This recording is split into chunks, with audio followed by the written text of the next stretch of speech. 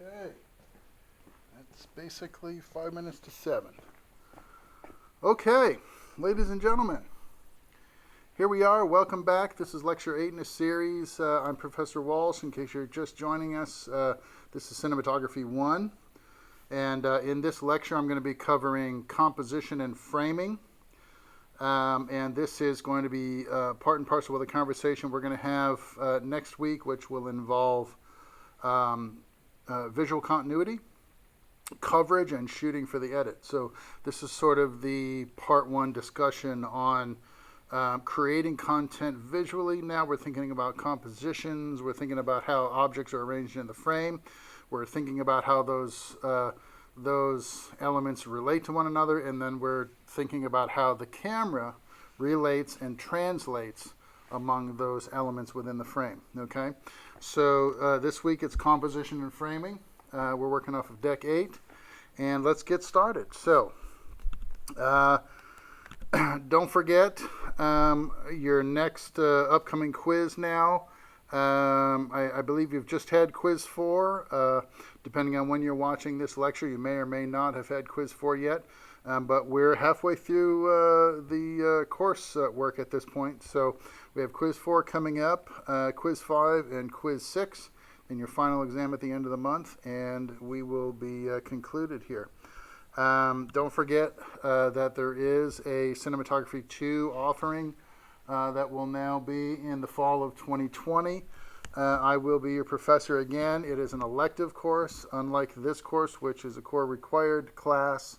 Cinematography 2 is an elective. So those of you who are particularly motivated by camera topics and camera creative endeavor, and you want to learn more and drill deeper down into some of the topics that we've been discussing in Cinematography 1, that's your opportunity. Cinematography 2, we're going to be taking all of the stuff that we talked about this semester and just going deeper into those concepts with a lot of hands-on. We'll have lab experience to go along with each of the lectures in the class, and you'll get a lot of hands-on in Cinematography 2. So if camera work is somewhere in your future career path, it's a good class for directors, obviously a good class for cinematographers, chief lighting technicians, gaffers. If you're going to be a department head in the lighting field, you're going to need to know the same stuff. You're going to need to know a lot of what the cinematographer knows in order to do your job and supervise your department effectively. So certainly future gaffers, future key grips, those types of individuals, if you fall under any of those categories or career concerns, you might consider Cinematography 2, and it will be, next course is coming fall of 2020. Okay? If you want to pursue your higher education, your graduate education, there are a couple of programs here at UCF that are particularly valuable and you might find particularly challenging. Certainly the MFA in film production is here. A highly notable program. We've got digital media, and we also have a number of other offerings in the master's criteria that you may find particularly interesting or useful in your immediate future career. Today, like I said, we're covering composition and framing, and some of the things that I want to talk to you about in this lecture are going to be, again, I'm going to talk to you, I'm going to ask you this question. What makes our videos or our films cinematic? Okay, I asked you this question in the beginning of the semester. I'm posing it to you again. So hopefully, as we work our way through all of these concepts, little bit by little bit, okay, you start evolving a new sense of what the word cinematic means to you particularly. Not just in general, but specifically towards your sensibility, towards your style, towards your preferred medium. Okay, what does cinematic mean to you? Okay, I'm going to talk to you a little bit about color versus black and white. Okay, we kind of know what that is. We don't need to go over that too particularly deeply here, but I want to talk to you about some compositional concepts: repetition and pattern, convergence and horizon relationships. Okay, I want to talk to you about bokeh. All right, we sort of touched on this topic already when we talked about cinematic lenses, and we talked about it a little bit when we went over exposure, because we know that certain aspects of our exposure control can affect the bokeh appearance of out of focus interesting elements in our background of our frames. I want to talk to you about composition as far as aspect ratio, depth of field. Talk to you about the rule of thirds, placement of items in the frame at the positions that are inherent focal points where our eye naturally looks when we are regarding an image for cues, for details, or to initiate a pattern of evaluation of all of the elements within a frame based on a few key points within that frame where our eyes might start the journey working our way around the frame to discover all the interesting details and elements within. Talk to you about types of shots. Okay, this conversation is going to spill over into our next lecture, which is specifically about shot lists and about coverage. Okay, but we're going to start the conversation by talking about, what's the difference between a close-up and a wide shot and a medium shot? What do we use those for? What is our dramatic purpose? And then we'll talk about the proximity of elements in a scene based on the concept of mise-en-scene, which is the interplay of elements in the foreground, middle ground, and background within the depth of a shot, within a scene. Okay, so these are the types of topics that I'm going to cover in this lecture. And as always, if you have questions about any of the concepts or topics that I cover in these lectures, you can certainly, if we're in our face-to-face mode, you can ask questions in class, and you can certainly email me at any time and express your concerns or pose your questions to me in that form, and I'll be happy to get back to you as soon as I possibly can, all right? So reach out if you have any questions or concerns about the subject matter. The videos that I have selected for you are all going to be accessible on the web courses page. So this section is 4.1, composition and framing. And if you look, here's our reference image here from the decks. Your reading assignment is posted on web courses. The downloadable PDFs that I'm going to present to you in the lecture or discuss within the context of the lecture, those are downloadable here on web courses. And the critical videos that are featured in the discussion, in the lecture, you can go back and watch any one of these. They're all embedded into web courses. So you just need to hit the play button, and you can sit back and enjoy those videos, watch them over and over until you are comfortable with the topics covered by each one of these. And so I've selected the ones that are critical from the lecture. In this case, there's 6. And you can study from these as well. Some of the information in these videos will be on your quizzes, perhaps. So, I advise you to utilize these tools to help you study as well. There's also another calendar posted here at the bottom of the page, which will remind you again of all the critical dates within the semester. And so this is the materials that you're going to need to go along with the lecture, and then any live face-to-face interactions that we have in the classroom and any demonstrations that I do as well. All this material will contribute to section 4.1, which you'll then be quizzed about in quiz 5, I believe it is, and then later in your final exam. All right, so let's hop back on over to the lecture here. And I want to talk to you about the 5 elements of composition, okay? Now, you could argue that there's a few more, okay? You can argue the order of importance of all of these, okay? I just want to pose to you 5 important elements of composition, okay? And then we can have our discussion around those aspects. And, of course, I'm always happy to entertain conversation about, adding to this list or reprioritizing this list based on your experience and any feedback that you might have. We'll approach that problem proactively. But I want to talk about good composition as the key to good cinematography. It's something that's hard to define because it has a lot to do with your personal taste. But instead of looking at compositions as a set of rules that you have to follow, let's view them as a set of guidelines or ingredients for a recipe. Okay, if you think of it as a set of tools that can be taken one at a time or in combination. You use this compositional tool set at any given time to construct great images for your projects, your films, your interviews, your documentaries, whatever. Okay, the key to remember is this: in the same way that the chef is using ingredients to, create, amazing meals for us to eat if we go out to dinner. This is the same thing the cinematographer is doing with all of these elements of composition. We're mixing them in different combinations, salt to taste kind of thing.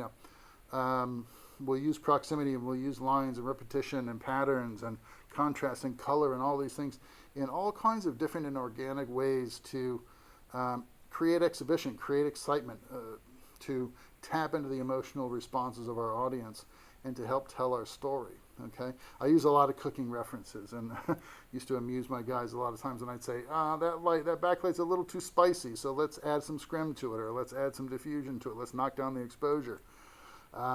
Things of that nature, because I think it has kind of the same correlating relationship. A little bit of this, a pinch of this, and a dash of that, and the right combinations are the types of things that contribute maybe to our visual style. Okay, so the visual style that you have could be deeply rooted in your use of color, or your use of composition, or your use of mise-en-scene, selective focus, any one of these elements of composition and design. Okay, the cinematographer rarely uses all of these ingredients at the same time. It's usually select combinations of these things, although there's a little bit of interplay here and there of all of these basic sensibilities. That's why I only pick 5. But remember that they're not hard and fast rules. You can break these rules of composition if you have a good foundational understanding of what these aspects represent, what the intention is when you employ these elemental tools, and then of course it's up to your interpretation, right? If these things can have meaning that we have inherent in these emotional responses to color and contrast and focus and hierarchy, and then we can also use those tools as well to represent other concepts, deeper concepts within our stories. Okay, if we look for these elements, pattern and repetition, balance and symmetry, texture, leading lines, horizon lines, look lines, depth of field, and we start looking in nature, we start to find these things everywhere if we're paying attention. Okay, this is a fairly classic image. It's the Bramante staircase in the Vatican in Rome. I saw a picture very similar to this the other day that had a bunch of students gathered around the rotunda over in the Student Union at UCF. Similar thing, a circular composition, a concentric composition with the students all around the edges on the outside looking down at the camera. Okay, very interesting shot based on the same kind of principle, right? We're just looking for these patterns in nature, and we're identifying them, and then we're using them dramatically in some way. We're featuring them dramatically, and we're communicating with our audience, okay? So the patterns are all around us. We've only got to learn how to see them. Emphasizing and highlighting these patterns can lead to striking shots, okay? If we then take a look at our contemporary influences, we might start to see these same themes repeated in our contemporary films, the things that we're watching and we're inspired by, the things that are, leading us towards a career in filmmaking, for instance. This is from, this is the, Empire? No, this is the Return of the Jedi. Okay, this is Luke Skywalker, and he's looking for Darth Vader. He's in the, what is he in, the Cloud City here? No, this is the Empire Strikes Back. At the end, right? I'm your father, that whole scene. This is the leading up to that scene. Okay, but you can see the concentric pattern that's happening here. You can see the lines converging towards a point on an invisible horizon that happens to all converge right around Luke's belt buckle, right? All of this detail is leading our eyes to this element in the frame, this focal point. We see these techniques used all the time if you're a big fan of artful photography or paintings and renderings and so forth, you'll see these themes sort of resonating on a regular basis. This is the leading lines, the converging lines that are leading to a point on the horizon, a vanishing point, right? There's also a symmetrical quality to this image. And there's a few details that set it apart as technically asymmetrical. The deeper you look into the composition, for instance, there's a storm on the horizon on the right side of frame, and it's clear on the left side of frame. So there is something inconsistent from left to right frame, and it happens to be the storm on the horizon here, okay? And if our intent is to lead our viewer from the foreground to the background, looking towards the horizon in a hopeful, emotional way, and understanding that this journey towards some point in the future might be fraught with danger vis-a-vis the storm, this image, in its simplicity, can have some very deep symbolic and emotional meaning, okay? And all of that is rhetorical, right? So it is based on the experience and the point of view of the observer. So if you're not at a point in your own experience or in your own life where these symbolic elements have meaning for you, right, that creates underlying message, right, you might not be ready to receive that message, or you might see a completely different message in the elements and the arrangement in this photograph.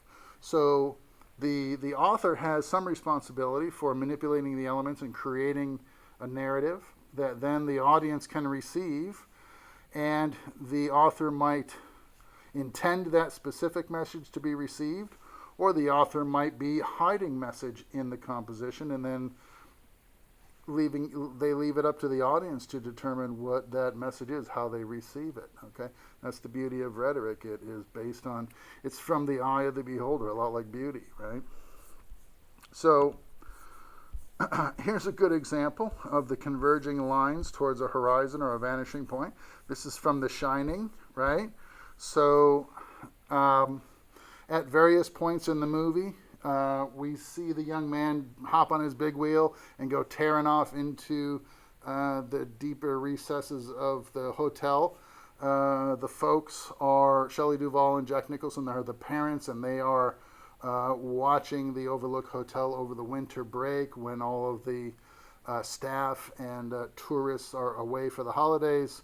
And so the father, Jack Nicholson, is a writer, and he's hoping for some quiet time to work on his material, and of course the wife and child are along with him, and the young boy likes to go riding off on his little big wheel throughout the hotel, and there are some elements that are present in the hotel, some phantoms maybe, some manifestations that he comes into contact with. And so the director, in this case it is Stanley Kubrick, is trying to show us through compositional elements that this is an important thing that's happening here, and he wants our focus to be centered right here. He wants us to now start thinking about the two little girls. These are spirits that are appearing to the young boy and warning him of the dangers present in the hotel. Here's some classic photography from, we have Edward Weston here, who represents the early to mid-century previous, and then we have some work by his son Brett, who represents the latter part of the last century. Still photographers, still life artistic photographers. Both men are working heavily in black and white, although Brett did do a considerable amount of work in color as well. But if you look at the renderings here, you see a huge emphasis on composition and texture. So they're both working in black and white so that they can take the color aspects of the composition out of the message, right? And get our eyes just to look at shape, form, texture, and tone, right? If you look at this, this is just a leaf of cabbage, right? But if you really start looking at this image and let your mind sort of go a little wild and think about this shape and this texture, you might start seeing things like a ball gown, right? I see a an elaborate ball gown, right? That might be flowing, as somebody is, maybe out on the dance floor, and all this texture would be the pleating and the fabric of this gown, right? So I see a lot of different imagery in here, and I see similar things in this root system from this banyan tree, right? So it's called banyan roots, and it's Hawaii, right? And you can see the texture and the shape and the curves and all of the interesting shadow interplay with the highlight in here. And you might see, I don't know, claws, or you might see something more reminiscent, or you might see other kinds of messaging in here, not just a simple shot of some tree roots, right? That's kind of the fun of a lot of these concepts, is we can sort of play with this and let our minds sort of run wild a little bit in these concepts and see what stuff we stir deep within our visual responses. If you look here, okay, this is from Game of Thrones. This is probably Fabian Wagner. He did a lot of the work towards the end of the series. So this is Khaleesi, right? And she has ascended to the throne at Dragonstone. This is towards the end of the series. And she's confronting Jon about whether or not she's going to send help up north to fight the zombies that are coming. But you can sort of see, right, detail that leads us towards a central focal point. We've got this, this image here in the center of the frame. She's clearly the point of interest, and things are leading our eye to that detail, right? The texture in the throne. The throne has been carved out of the living rock, right? And you got all these lines, these tool lines and markings and things that are leading us towards her. All the lines in the basalt that are leading this way towards the center of the frame, bringing our eye from the edge of the frame towards the center of the frame to our point of focus.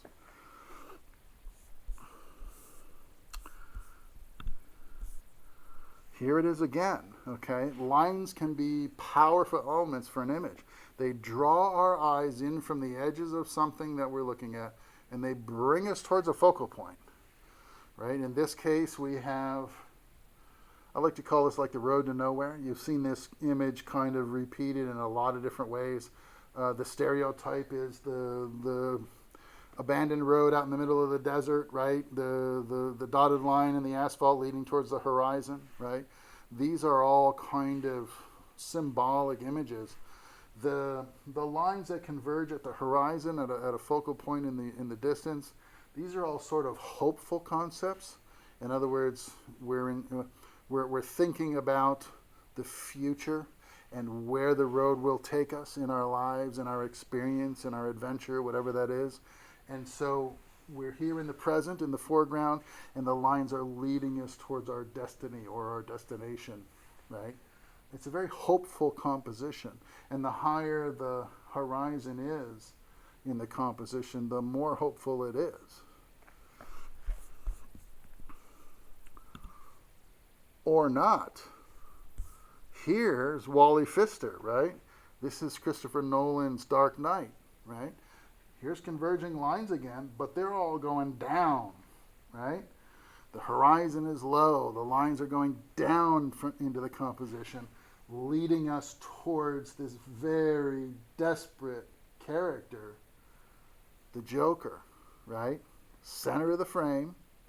So he is the existential threat. This is the focal point of the image as well. Our eyes are being led right to Heath Ledger, right? We're not going anywhere but here, because this is where Batman's got to go.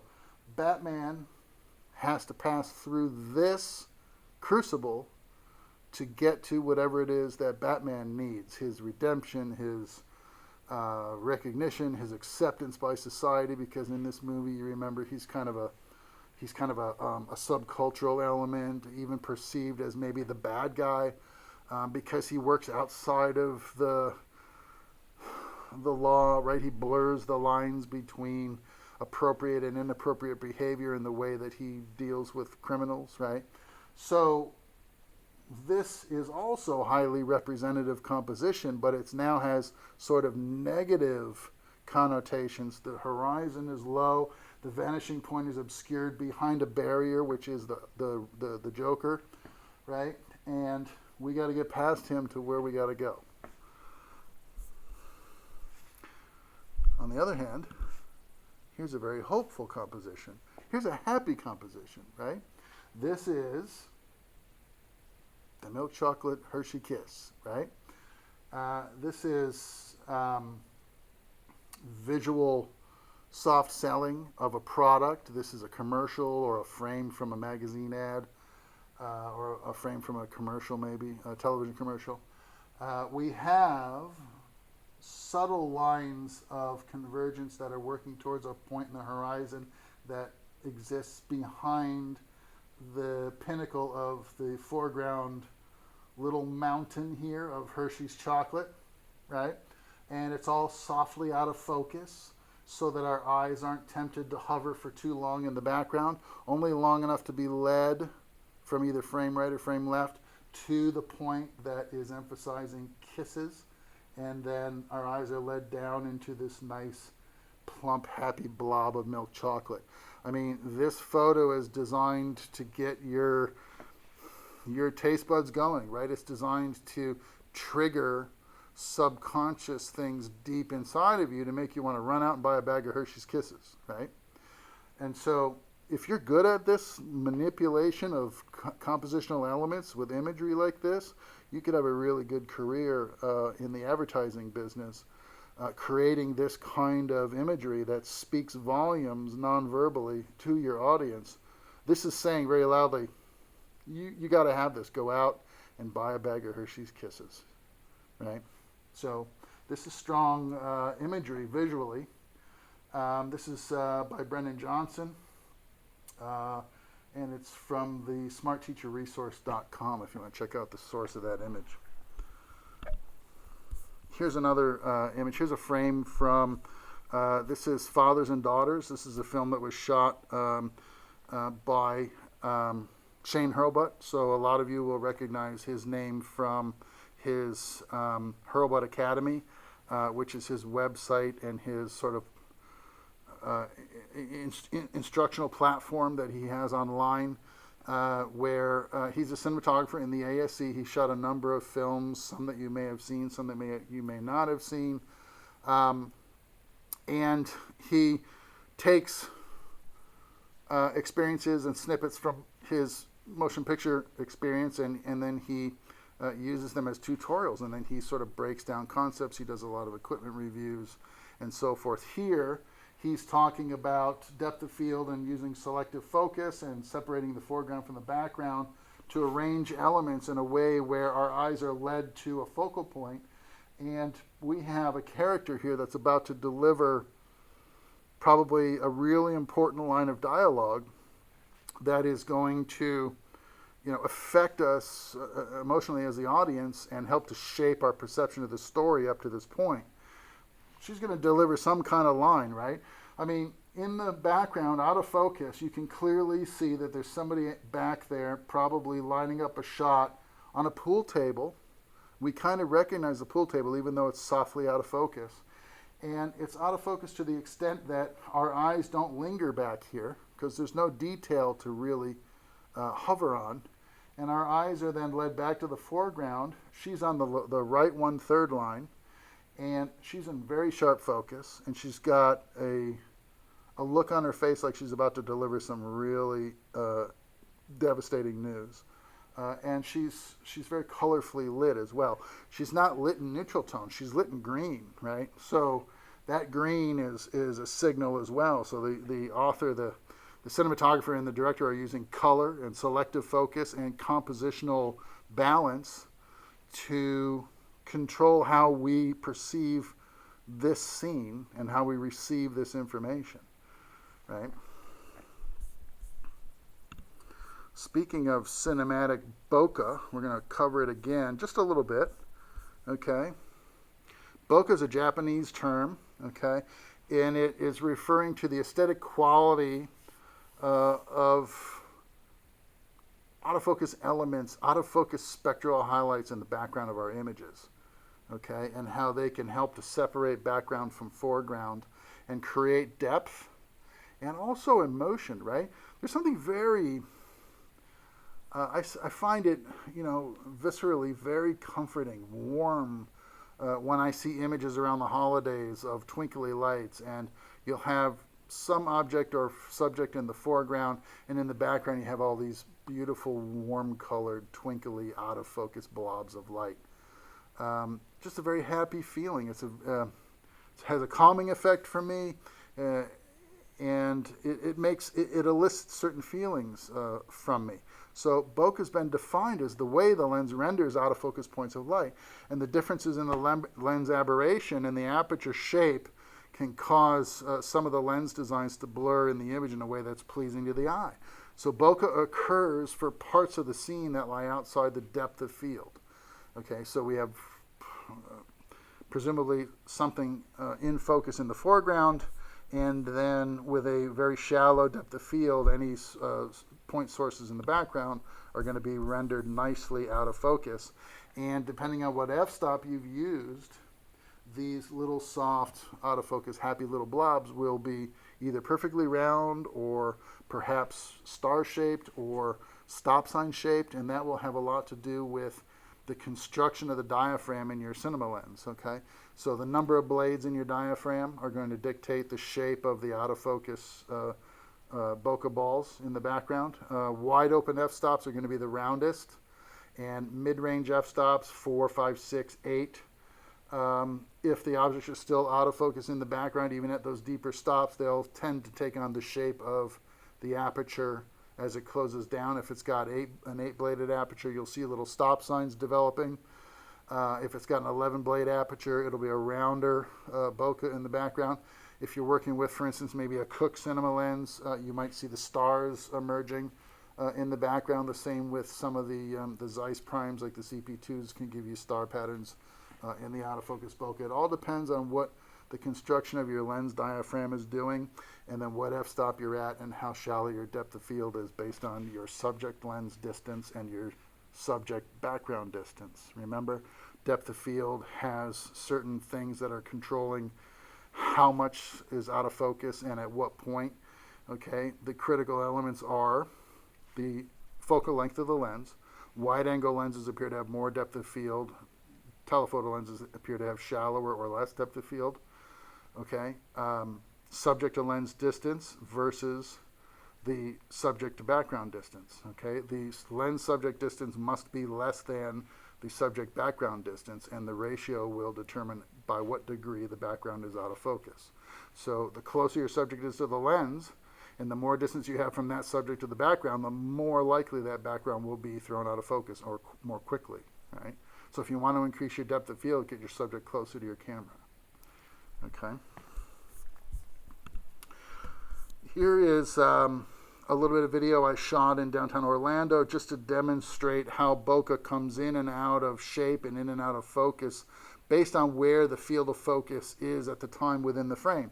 Now, there's a fountain in the foreground, and all you really see is the water kind of coming down here in the foreground. And I start sharp on the water, and then I throw the focus to the background, to the cars coming back towards me, and their distance is decreasing as they come forward, right? So the zone of focus is shifting, the depth of field is shifting, the foreground focus and the background focus are shifting. Everything is shifting at the same time. And this is designed to show you how the bokeh is reacting to the subject lens distance and the subject background distance. So let's just take a quick look at that. So you'll see how at first the water is sharp in the foreground, then we throw the focus to the background. Now the cars are sharp, and as they come forward, if we leave the focus back there, they'll come out of focus, and if we throw the focus back to the foreground or throw it even further to the background, you'll see how all of the circles of out of focus bokeh are starting to increase in size and shape, right? So this all has a lot to do with proximity of the subject that is in focus or that point of focus and where we throw our focus, our resulting focus, either to the foreground or the background, and then at what f-stop. So this is at a wide open f-stop. You can tell this is also on an anamorphic lens, so the out of focus balls are stretched out of shape a little bit, and they are round because I'm at a wide open f-stop. Okay, so it's just a little exercise to show you the reactivity of all these different mechanics and the resulting optical effects that you can achieve. Okay, so I think what I did is threw the focus all the way back to the extreme minimum to get all of that to just blow completely out of focus, and then that's when the bokeh got the biggest, right? So that tells you the closer your subjects are to the lens, the better reactive, soft, out of focus backgrounds you're going to get. Okay. Here's a video on the rule of thirds. You can watch that on your own time.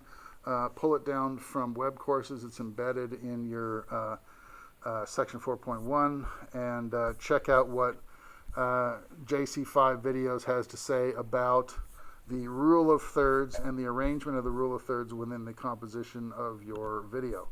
So the idea is pretty simple, and you've probably heard of the rule of thirds already. For those of you who haven't heard it, this talk's for you. For the rest of you, just sort of bear with us.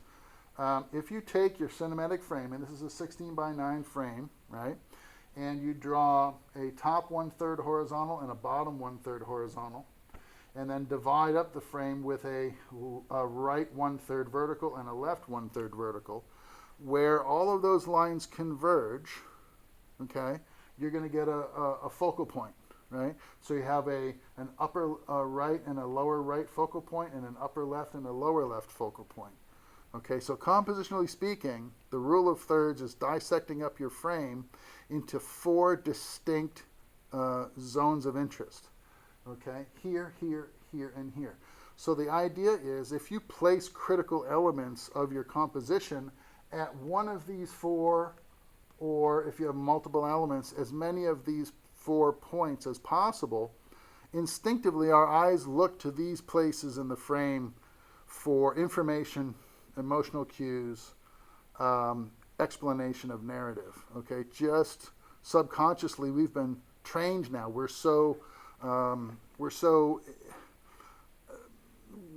surrounded by media constantly, visual media. Okay, in the form of magazines, signage, window dressing, television.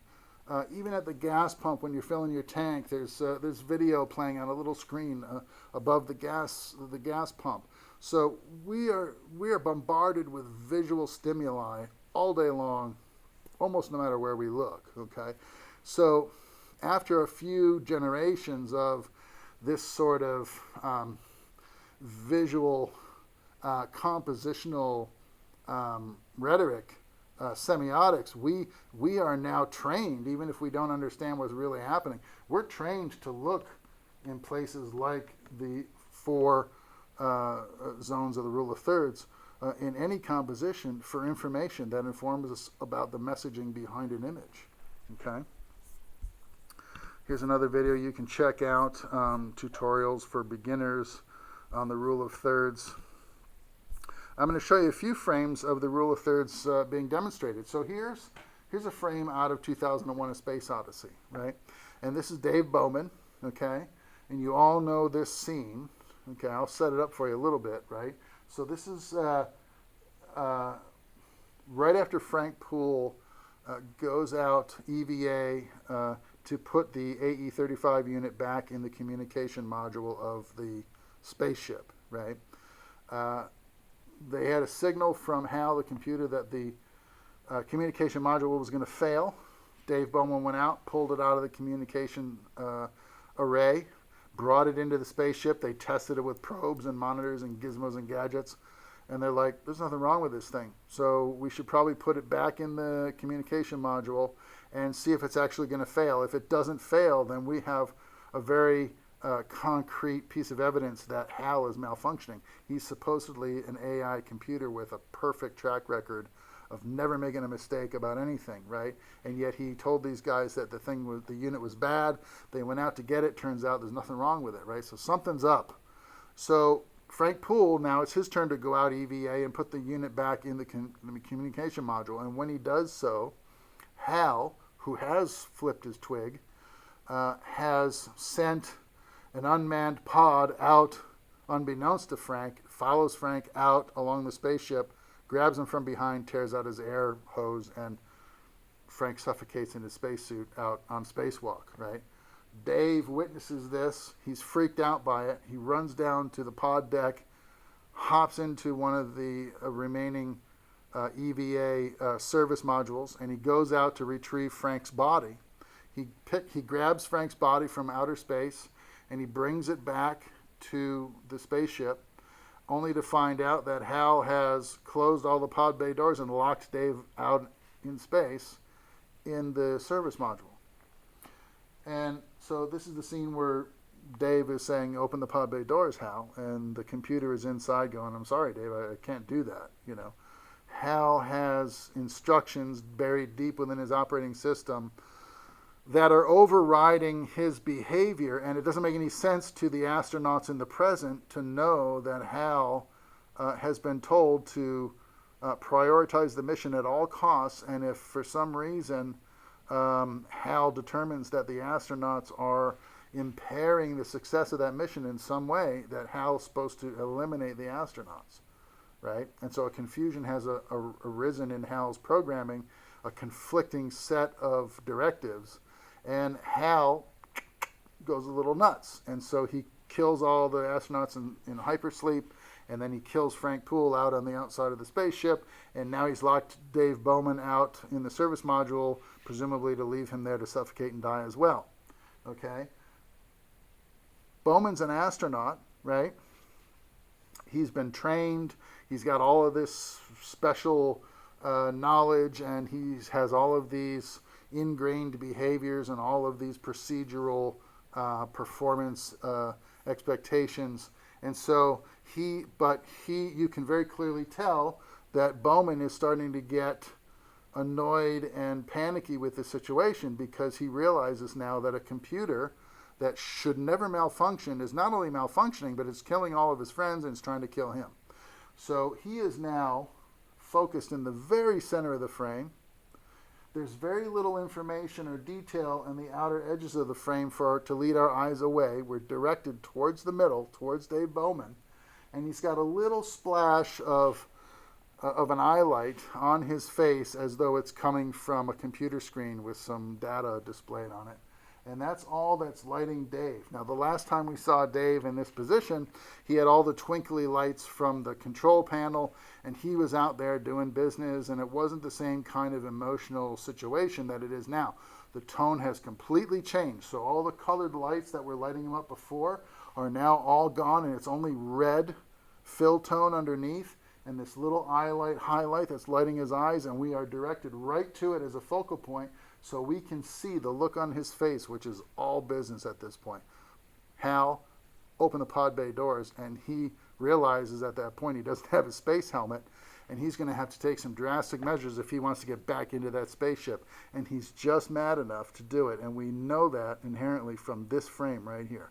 Because up to this point, these guys, every time we see them on screen, they're very calm and they're very blasé about the whole thing, and they don't get excited about anything, and they talk very calmly about everything, and they move very slowly, and we've got these floaty outer space feeling when we see these guys doing their thing, except for now. Okay, and this is, the compositional elements come into bear on this situation and elicit some responses from us, the audience, to get in line with how Bowman is feeling now. Here's a similar situation. This is from the film The Prestige, and so this is a scene where Christian Bale plays a performing magician at the turn of the last century. He's a prestidigitator, and he has a pretty good following. He has an act that people routinely go out and see. He has a position of importance in the community. And then a new character comes on the scene. I think it's Edward Norton, who is a competing magician who has another act, and he's come under some scrutiny by the community. In other words, everybody's concerned whether or not Ed Norton's performance is up to snuff and whether he's cheating somehow or not as good at the craft. Christian Bale has gone to check out his act to see if he's on the level, and so Christian Bale's been put on the right 1/3 line. He has a very stern look on his face. He's scrutinizing the performance that he's witnessing, and he's trying to make a determination here, and he's been put at this asymmetrical point of focus. The rest of the audience is out of focus here. You can see frame left, they're all just sort of softly receding into the background into more and more out of focusness. And this is another classic use of the rule of thirds in terms of element arrangement. Here's another example. This is from Mad Max Fury Road, right? So this is from the beginning of the film. In the beginning of the film, we meet this tribe of humanoids existing on what is presumably planet Earth in a post-apocalyptic situation. And they have Max prisoner for some reason. We're not exactly sure why they've got Max prisoner or whatever, but he is shackled and he's got this thing on his face and around his neck, and they got a long chain on him, and they're taking him to be, judged and presumably executed or whatever these people do.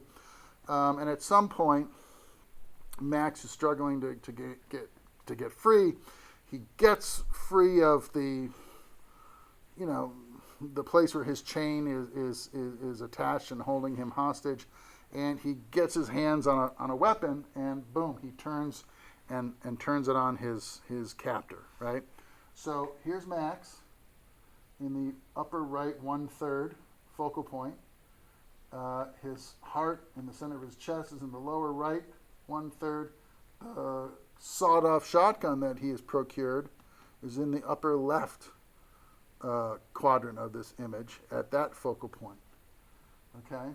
And so he is definitely put there on purpose, right? Compositionally, this makes for a nice frame, right? I mean, we find him, our eyes are drawn to the bright side of the image because the image is asymmetrical from dark to light. So our eyes immediately go to this side of the frame. So we want to put Max there if we want to see him really quickly. And locate and identify Max very quickly. Boom, there he is, right 1/3 against the bright background. And then as we start looking towards those other focal points, if we go this way, we find the gun. If we go this way, eventually we find the gun. The point is, we're supposed to see Max, understand that he's broken free of his captivity, but he still has the chain around his neck, but he has picked up a weapon and he's going to use it. All right, so this is a very deliberate frame. This didn't happen by accident.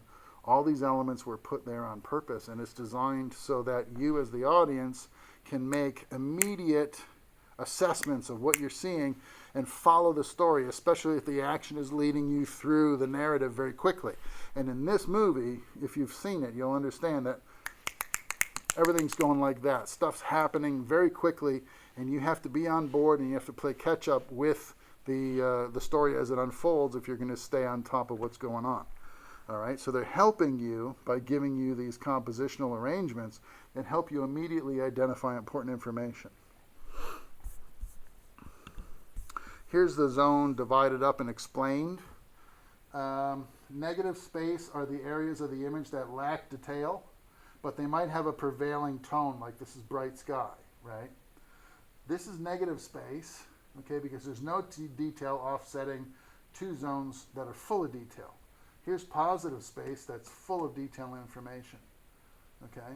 Here is an object of interest placed at one of the four focal points. It's a moose. And notice on the lower 1/3 and upper 1/3 horizon lines, we have information that gives us more clues as to where we might be.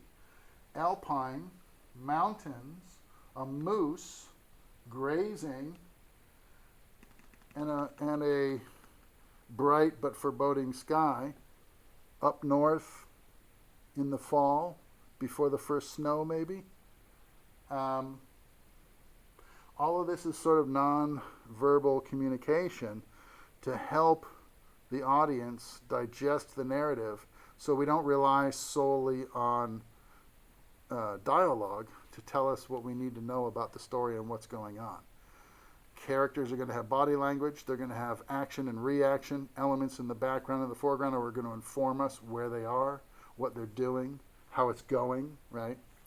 All of this is contributing, and this is all composition. How you play with these elements will start to define your style. Here's another compositional rule that's a little bit more obscure. It's the golden ratio, they call it. But it's based on, so the rule of thirds is pretty simple, right? It's a tic-tac-toe board. It's based on dividing a frame equally, vertically, and then horizontally into threes, right? And you end up with 3, 6, 9 zones and 4 converging points of focus. Well, the golden I keep wanting to say the golden rule. The golden ratio is a different kind of visual perception of an image based on the rudimentary sort of animal instincts we have as observers, right? One of the instinctive ways that humans, or any predatory animal for that matter, perceives a scene from the edges and works our way to the middle, right? We look at the edges of a scene or an image to contain the idea or to assess the danger, and then from the extremes we work our way to the middle where presumably our point of focus is going to reside. The golden ratio is kind of doing the same thing. It's using a mathematical principle called the Fibonacci sequence, which is just a way of ratios and comparing the length of an arc, right, and the size of an arc as it decreases in size and keeps moving from the outside to the inside. And it's basically a spiral pattern, right? It's starting at the edges of the image, and it's working its way around towards the middle, right? So it's mathematically, it's a graph that explains mathematically how our eyes visually assess a situation and end up in a center focal point. Okay, and if we arrange elements using this principle, you can see how it works, right? This is the golden ratio, or the Fibonacci curve applied to the Mona Lisa. And you can see how Leonardo da Vinci knew that you were going to take a look at his image, and he decided how he was going to lead your eyes, right? If you're the type of person who starts at the top of a frame and works your way down, you immediately go to the focal point. That's not a big deal, not a problem. If you're emotionally or intellectually prone to seek faces in a composition, bang, you go right there, right off.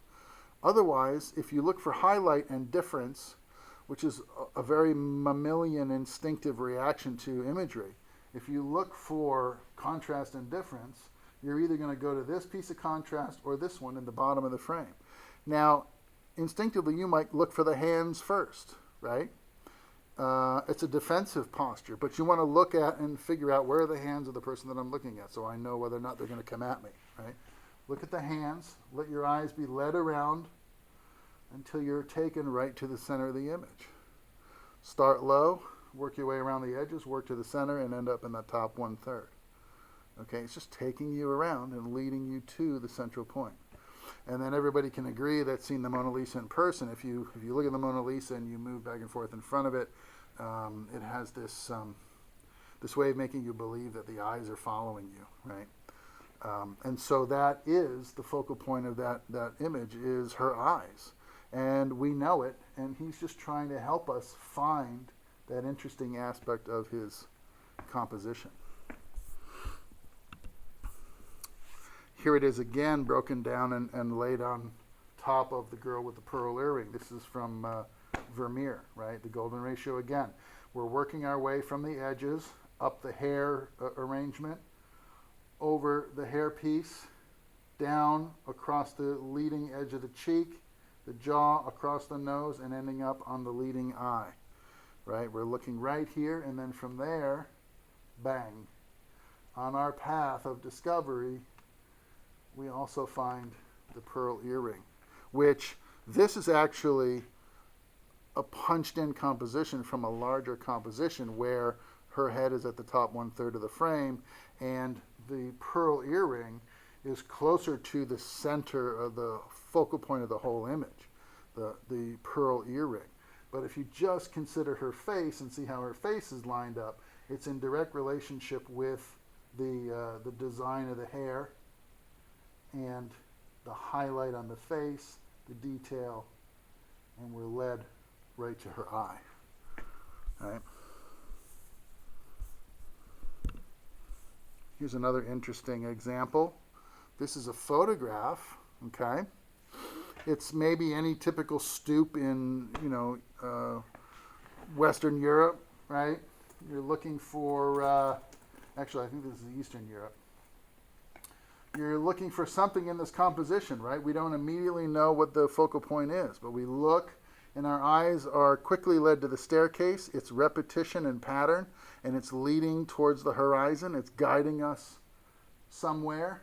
But when we get there, there's not really anything to see. So we keep going. If we follow the golden ratio, we'll start looking around the edges. Nothing, nothing, nothing. Coming around, and then, oh, what's this? Boom. There's a couple on the bench, and it looks like they're having coffee or they're having lunch.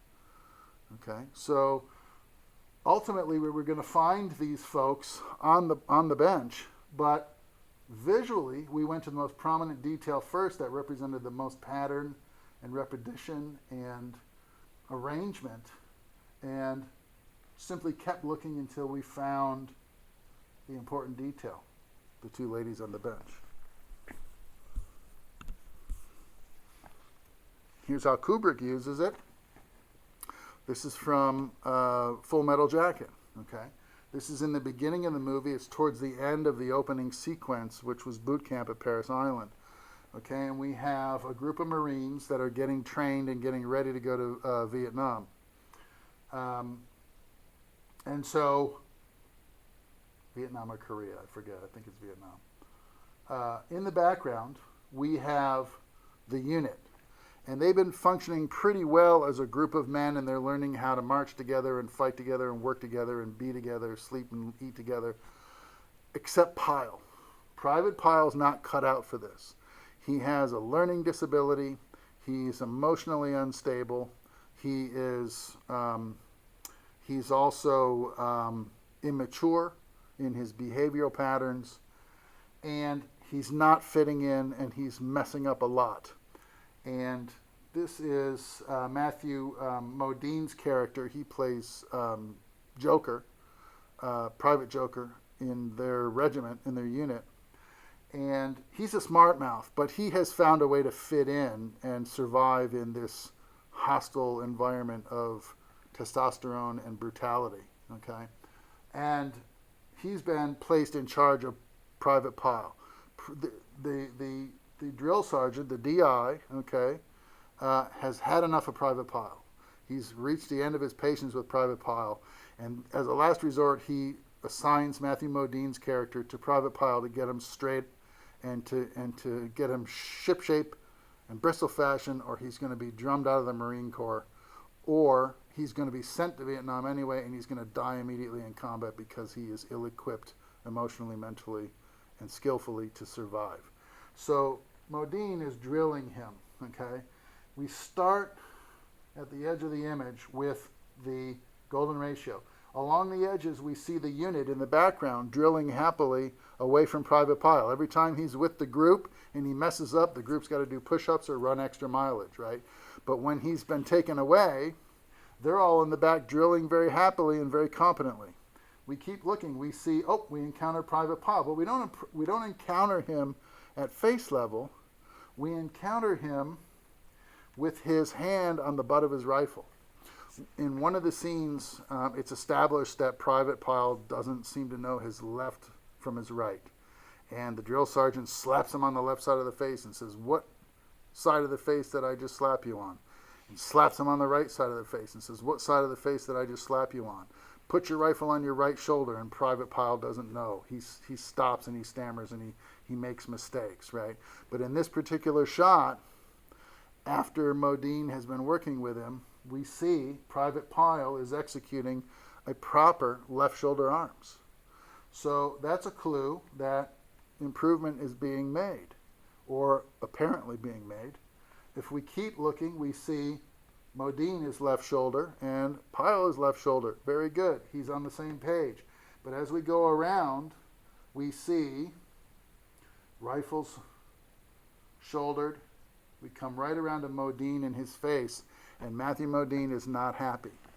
In the beginning of the sequence, in the beginning of the movie, Modine had a great deal of sympathy, and he liked Private Pile. But Private Pile has become a detriment to his survival, and he is now upset with the idea that he's left in responsibility for shaping him up for war, right? And we're led around to the conclusion that even Modine now, who is clearly a progressive, forward-thinking individual who had feelings of empathy for Private Pile, has now reached his limit of tolerance. Okay, and so that was the whole point of this composition, is that now, and then if you look at Pile, he has a questioning look on his face, like, "Am I finally doing this right?" Right. So the whole idea behind this is, not only do we see the elements happening in the mise-en-scene of this, foreground and background, there's different stuff going on to clue us into how the narrative is going, but visually, Kubrick is showing us exactly what's up. Here it is again in another scene further down the line when the guys are finally shipped out to Vietnam. And this is Mother. This is Adam Baldwin. And he is going to rescue a soldier that's been shot who went on an advanced sort of recce to see what dangers lie ahead of the group before the whole group goes into that zone and ostensibly gets mowed down by gunfire. And a sniper has chopped down their buddy, and he's laying out in no man's land. Baldwin wants to go out and save him. Mother wants to go out and save him. Okay, it's a turning point for all these characters. Okay, if you followed the movie and if you've seen the narrative, Dallas, who is in charge of this group, is somewhere in the rear of this whole arrangement on the radio phone trying to call for backup and air support. He doesn't want the guys to move forward. He doesn't want people to get killed. The fellas in the middle ground here, they're all looking to Dallas for leadership, and Dallas has completely eroded into panic and frustration. Mother, who is typically an abrasive antagonist, has suddenly become the model of behavior in this situation, anger and proactive behavior. And the guys, this is Joker's partner, Private Joker, and his partner here are photographers for Stars and Stripes. They're reporters. They don't typically engage the enemy. They take pictures, but at least one of those guys now has laid aside his journalistic ideology, and he's picked up a weapon. He realizes he's in a war zone, and it's not going well, and the rifle's going to serve him more effectively at this point than the camera. And he's now holding a rifle instead. We start on the edges of the frame. We see all these character transitions, and we're led around to the details of the .50 caliber and all this interesting belt ammo that's going on, and we're led right around in a circle into Mother's face, saying, "Hell no, I'm not leaving him out there to die. We're going in to get him, and we're going now."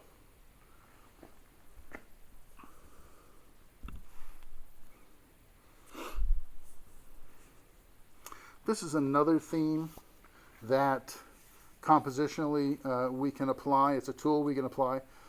It's not quite the same as the golden ratio. It's quadrant compositional theory, right? And that's the idea that we can divide up the cinematic frame into 4 quadrants: upper left, upper right, lower left, and we can place elements of importance in each of these frames. Okay, and this is a frame from Drive. This is Ryan Gosling. He's looking down the hallway at the woman he's protecting from the bad guys, and he's developing feelings for her. So in this composition, in his piece of coverage, which is a loose single, we have Ryan's face reflecting on and thinking about his new challenge. We have his jacket, which is a very strong symbol of his character and his personality. We have the exit sign on the other side of the frame balancing him out. He's looking for a way out of his current predicament.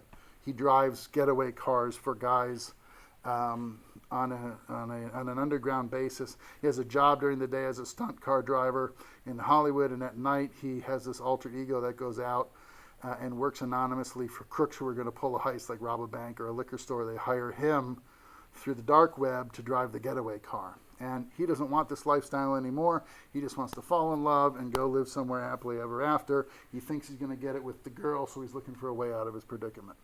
All of that is visually, you can derive all that visually from this composition.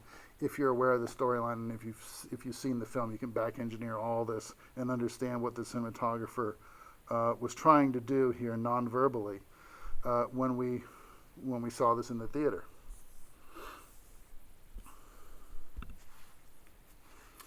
Okay.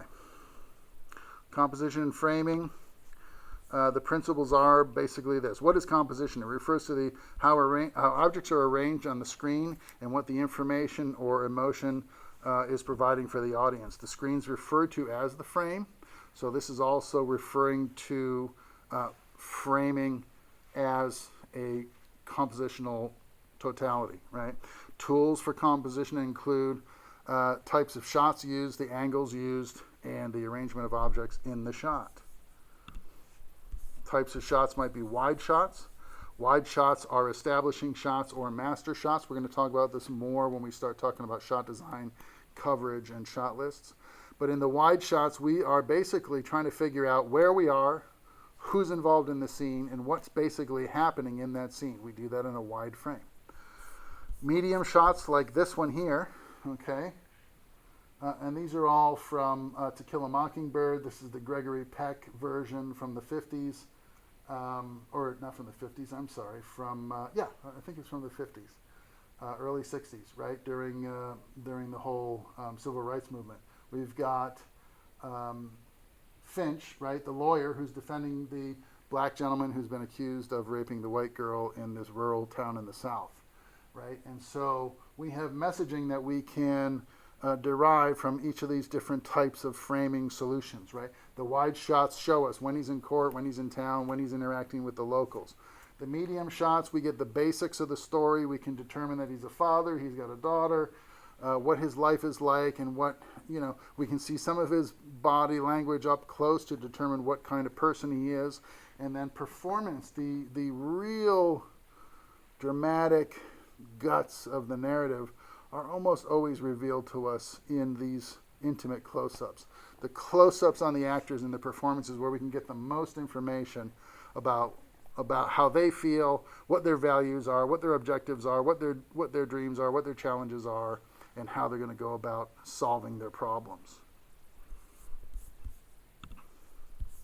Low angles versus high angles can tell us a lot about a character as well.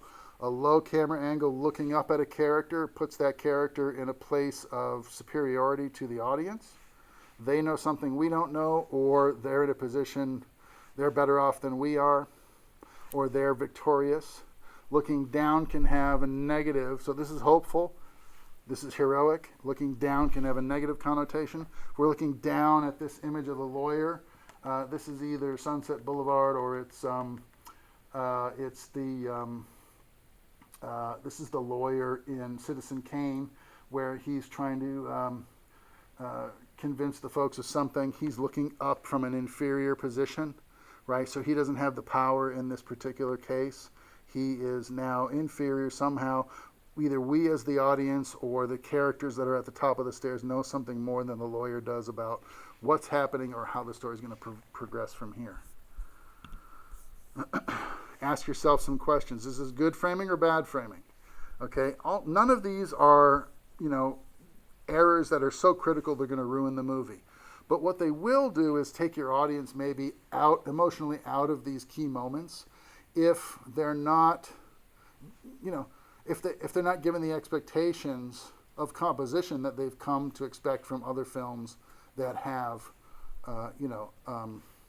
underlying meaning, right? So if you put a character in the center of the frame, you're indicating that that character is somehow emotionally centered or spiritually centered, or they're walking a fine line between a pair of critical choices. All right, so if your character doesn't satisfy one of those three criteria, don't put them in the middle of your frame, okay? Put them in the left 1/3 or the right 1/3 and move them around, okay? Down here we see we got a figure who's standing, not only is he in the middle of the frame, but he's also below the center of the frame and his head is right on the horizon. Okay, this guy is neither here nor there. He's neither hopeful nor negative. He's right in the middle. He's in a zone where we can't assume too much about this guy because he hasn't been put in a focal point, right? Put him above the horizon. That's hopeful. Put him in the left 1/3 or the right 1/3. Okay, if he's looking into the frame and he's moving into the frame, that's hopeful.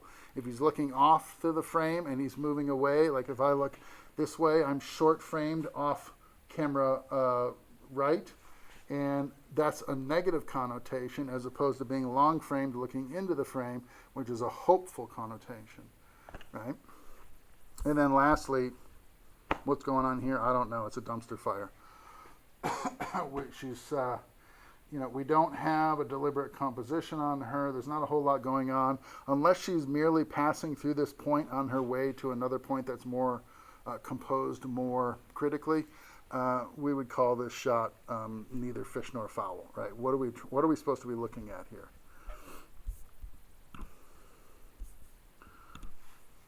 Okay, so remember your good framing rules of thumb. Your rule of thirds is going to help you arrange your elements in a way where the viewers can expect to find information important to the story and important to understanding the narrative at those points of critical focus.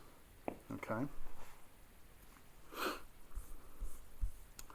I like to go through and use some shots from Mr. Robot to illustrate some of these points. What I want to do is take a quick look at my cameras. Oh, yeah. We've got time. So let's talk about this. Let's take these compositional principles. Let's take all the compositional principles we've been discussing, and now let's apply them to a contemporary example of what I consider very fine cinematography, and that's Mr. Robot. Here is a shot from a scene in Mr. Robot. Okay, it's I think it's from the first season. And there's probably going to be some spoilers here, so let me say this right at the outset. If you haven't seen Mr. Robot, but you are going to watch it in the very near future, I'm going to give some stuff away. You may not want to listen to what I'm going to say relative to these characters if you don't want me to spoil the outcomes for you. But on the other hand, if you've seen the show, I want to now point some things out to you that you might not have seen initially because you're focused on story and you're focused on performance and you're not looking at these images cinematically because you haven't really been offered the discussion yet. And so I'm here to point some stuff out. At the end of the first season, Elliot starts questioning himself and he starts getting a sense that maybe he's not in his right mind. Okay? The sister, who's been very supportive of him up to now, is starting to feel the burden of responsibility for taking care of Elliot and helping Elliot achieve the goal that he has set out for himself at the beginning of the series, which was Elliot's a computer hacker, and his sister is a good computer hacker in her own right. And they have teamed up with some compatriots, and they are scheming something really big and very,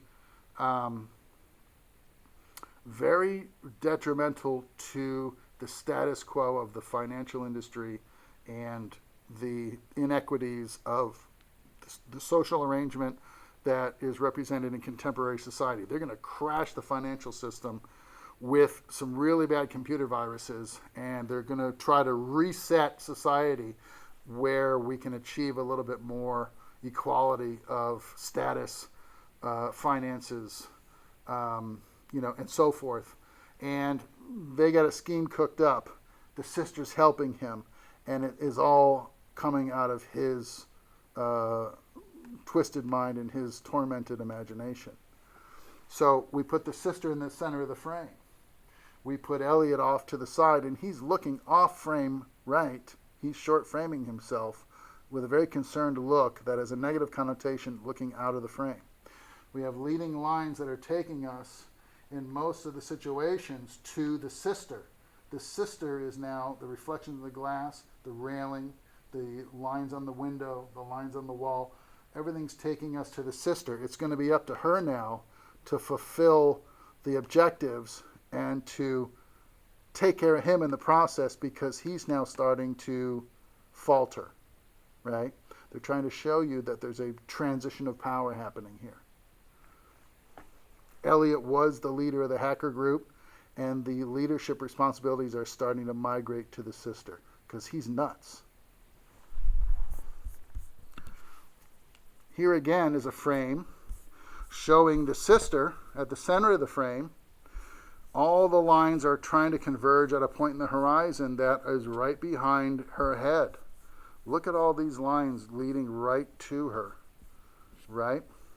And then equally balanced right and left of her are two new recruits, left 1/3 and right 1/3. And they are now going to be working with the sister. The sister's lit by the screen, so her contrast is different. These two are kind of in shadow. They're almost silhouettes against the background with highlights and details that are all leading us to the sister.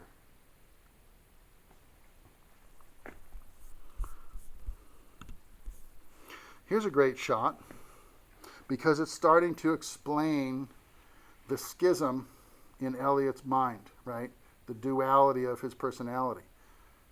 Elliot's positioned in the right 1/3 in the foreground, and he's in sharp focus. The antithesis, the anti-hero, and arguably the alter ego of Elliot, Mr. Robot, is featured in the left 1/3 of the frame. Mr. Robot is out of focus. Elliot is in focus. So at this point in the story, what the director and the scriptwriter, the screenwriter, want us to feel is that Elliot represents the reality of his psychotic nature, and Mr. Robot is not real because he's out of focus. You could make that argument. Okay? He's also bigger in the frame. Mr. Robot has headroom and chin room, and Elliot's in a big close-up. He's prominent. That's hierarchy. His character is featured more prominently in the frame, and he's in focus. He is the reality, and he is the manifestation.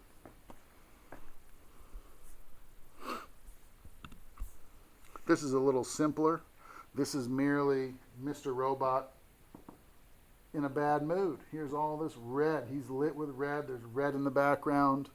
Mr. Robot is being assertive right here, and he's saying, you got to see this the way I do. It's not right, and it has to be, something has to be done about it.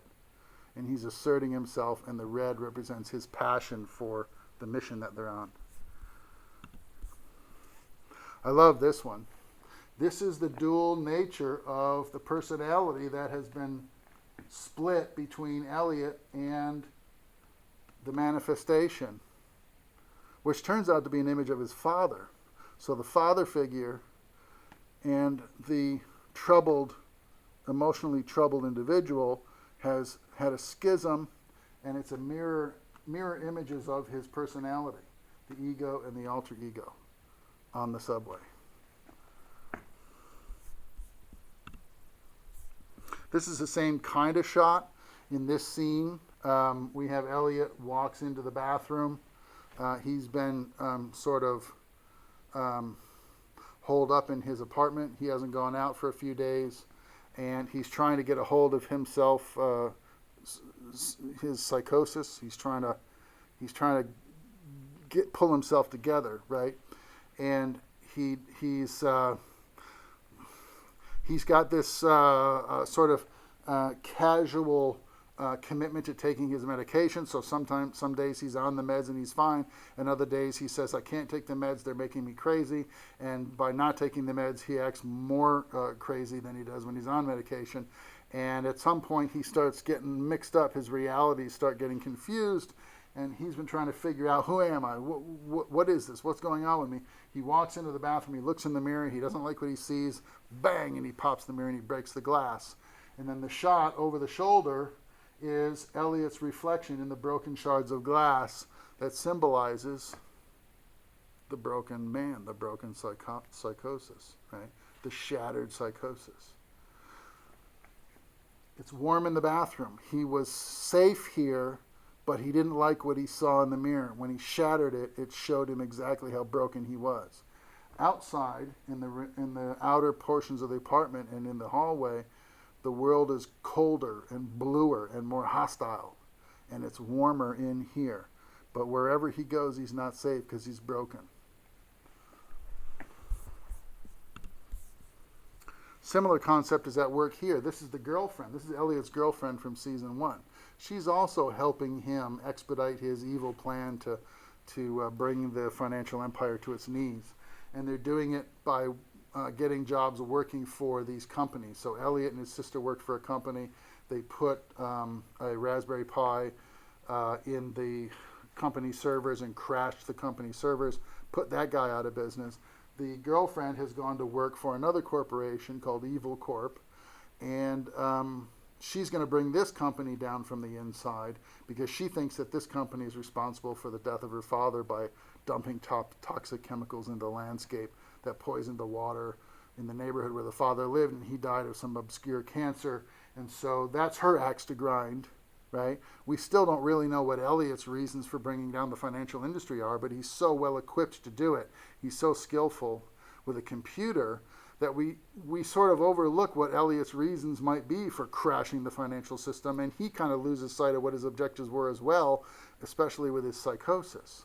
But the girlfriend's objectives are fairly clear, based on revenge. She's looking out at the world and all the evil that she's already wrought and helped to bring to fruition, and she is judging herself by her reflection in the glass. And it's one part of her personality, one half of what's going on. The rest is in shadow, and that will be revealed, and it comes from her relationship with the company, which is represented by this side of the frame.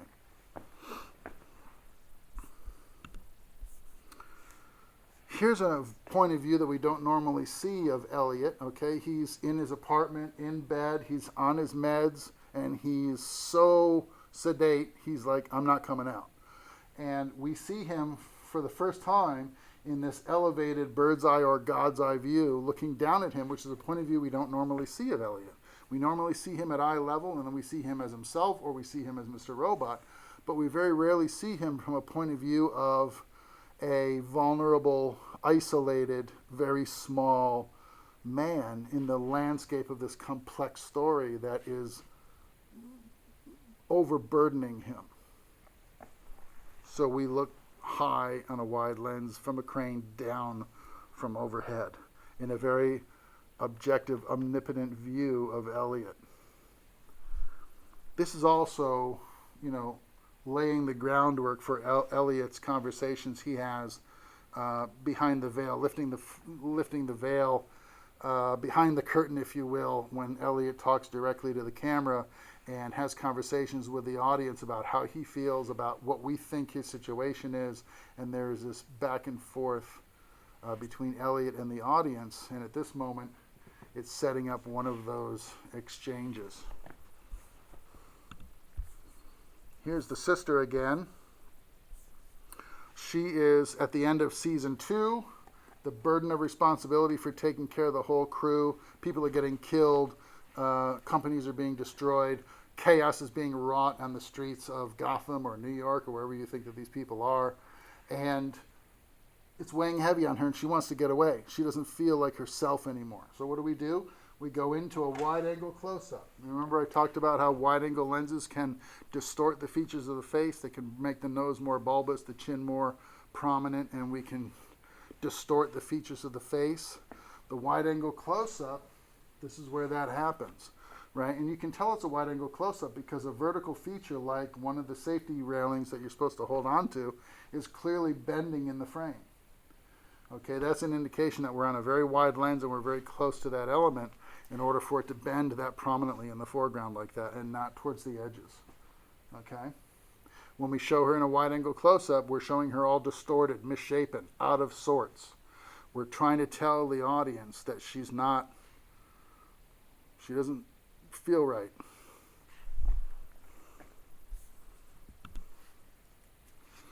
Here's just a simple shot of Elliot. This is back at his job before he starts getting really loopy. And this is him watching his girlfriend take the Raspberry Pi upstairs to insert into the servers and start bringing that company's computers down. And he's looking hopefully into the frame, but his body language has him looking out of frame. His body language is in a negative connotation, and his backward glance is a hopeful backward glance. Am I doing the right thing? I seem to be going in the wrong direction, but am I doing the right thing?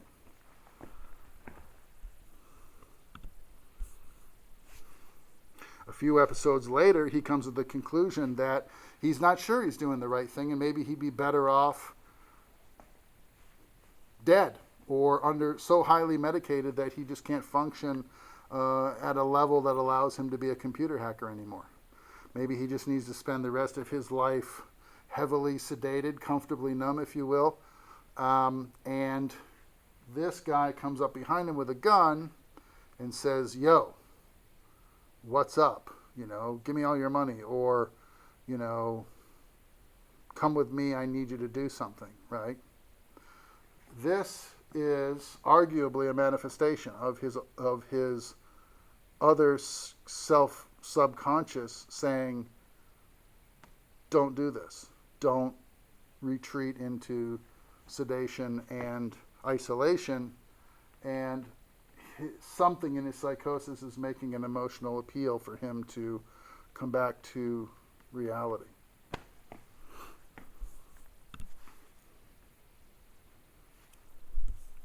As a psychosis, as an alternate reality, here's Mr. Robot. So this is Elliot when he is suffering his, psychotic break or his schism. When he becomes Mr. Robot, he is internalizing all these feelings, but we see him as Christian Slater so that as an audience, visually, we can separate the idea of the two people. We know when he's having a psychotic break because we see him as Mr. Robot, or we see Mr. Robot in the frame, and then we see Elliot, right? So the psychotic break is confronting the therapist. This is Elliot's therapist. He's been going to this woman every episode, talking about his feelings. She's giving him the meds. And she's just, telling him he just needs to be medicated and he needs to be calm and he needs to, try not to get excited and not interact so that he doesn't get stimulated and essentially, shift. But arguably you could say she's kind of phoning it in. She's not doing her best work. She's kind of taking the situation for granted and just writing him prescriptions instead of really digging into his head. There's places she knows that she's not supposed to go because of the way Elliot reacts to their therapy sessions. And in this scene, the alter ego, Mr. Robot, is confronting her. You haven't been doing a good enough job of helping me contain my problem. Neither one of these people is in their right light. And they're both silhouettes. So we're seeing both of these characters as manifestations of an aspect of their personality, but not as their true self, because the details have been obscured by shadow, And we know this is Christian Slater, so we know that's an alter ego. And she's a silhouette because we know that she hasn't been completely honest with him about how badly he is messed up in the head. She's just been telling him you'll be fine as long as you stay on your drugs, but she hasn't told him how dangerous this schism really is. The rest of the scene behind them is lit very warmly and very well, and that's the reality behind. That's the backdrop from which this symbolic confrontation is taking place. This is the CEO of Evil Corp. He spent most of, I think it was season 2, in hiding because Elliot was somehow responsible for the death of his wife, and so he's afraid that Elliot's going to come for him as well, which is true. Elliot is coming for Evil Corp, but not necessarily him specifically. But he's been in hiding, and he thinks at some point that Elliot has been eradicated or eliminated. And he's just found out, he's thinking that he's going to be able to enter back into society and assume the reins at Evil Corp, and he finds out that Elliot is still out there and he's still looking for him. And so the look on his face is fear. He's looking off the frame to the right. He's short framed. It's negative. He's afraid the news is bad. He's on the right 1/3, and there's a lot of negative space to balance his problem over here. He's got nowhere to go. He's got no safe place to go, and he's just screwed.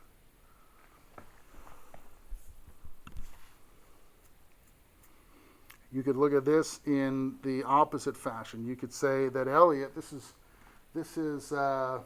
season 2 where they break into, or the end of season 1, I guess, where they break into the first corporation. Finally, they got to go back in and get the servers because there's something on there that would clue people into who actually committed the crime. So they're going in to get that information out of the servers. And Elliot takes a moment of pause to take mental assessment of what he's done up to this point, and has he been justified in his actions? Is he doing the right thing? And he's almost like he's resting his forehead against the left of the frame, right? He's almost like, oh man, am I doing the right thing? You know, he's questioning whether or not he's been handling his problems in an effective manner. And he's got all this white space, all this negative space over here, and then he's looking off, questioning his own behavior. And finally, we have the final shot of, I think this is the end of season 2. It's kind of like the end of Fight Club.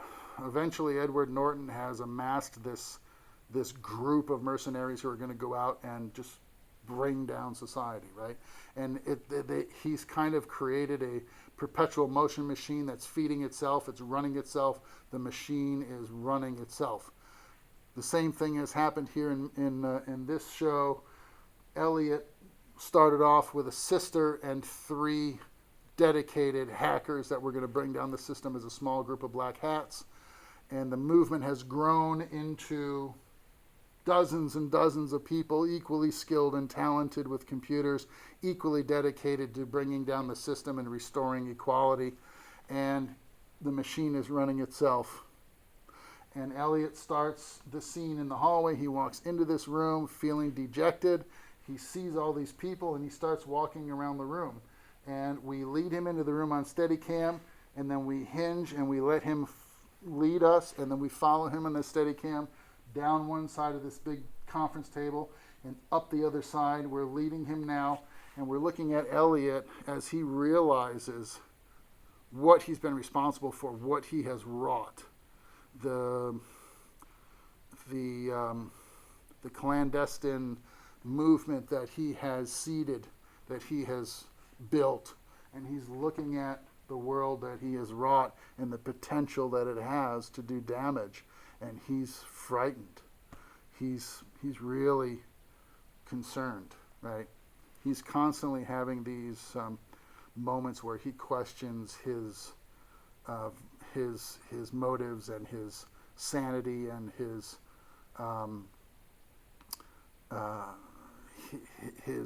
determination, right? And what his motives are.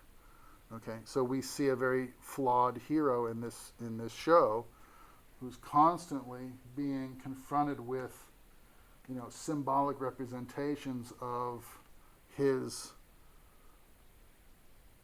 effort and aspiration. Okay, so that's composition and framing. Our next lecture is going to focus on shot design now and sequence design, creating shot lists, and then capturing coverage in a variety of different sizes and angles that are going to help us construct our edit, shooting for the edit. Okay, that's in our next section. So your reading assignment for this section is all of the downloadable PDFs from web courses, and they're featured here. Okay, so you have the 7 essential design principles, 10 photo compositional rules. From SLR Lounge, we have an article about lines that illustrate composition. We have compositional lines of sight from Film School Rejects. We have 14 basic cinematography techniques for better cinematic shots, ultimate guide to camera shots, and then we have framing angle keynote. And that keynote has been constructed specifically for you, and it's going to introduce you to the idea of coverage, coverage angles, framing schemes, and shooting for the edit. Okay? And then from the Brown book, we have, from the Brown book, the second edition, read the chapter on visual language. Okay? So you've got a bit of reading to do. You got some videos you can watch. I thank you for attending the lecture. Again, if you have any questions for me about the content or the concepts that I've discussed in the lecture, feel free to reach out to me through email, and I will get back to you as soon as I possibly can. If we continue on this online virtual format, this will be our method of contact each week until the end of the semester. But hopefully we'll get back into the classroom and back into the studio so we can finish out the semester with camera movement and give you some hands-on. But in the meantime, thanks for tuning in. I appreciate it. I'll talk to you again next week with another installment from Cinematography 1. This has been Composition and Framing. This is section 8 in Cinematography 1. So thanks so much, and I'll talk to you again next week. See you next class.